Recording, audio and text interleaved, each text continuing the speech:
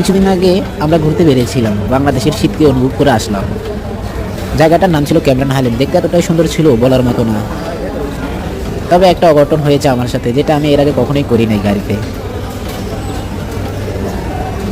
এই প্রথম আমি মালয়েশিয়াতে এত ভয়ঙ্কর রাস্তাতে চলেছিলাম। রাস্তাটা এতটা আঁকাবাঁকা ছিল যে আমাকে বমি করতে বাধ্য করেছে। আমার জীবনে প্রথম এবং আমার দেখা সেরা আঁকাবাঁকা রাস্তা ছিল এটি।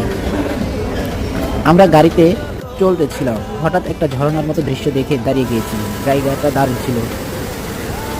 মালয়েশিয়াতে ক্যামেরন হাইল্যান্ড একটি সুন্দর জায়গা, সবাই জানে মালয়েশিয়াতে যারা বাস করে।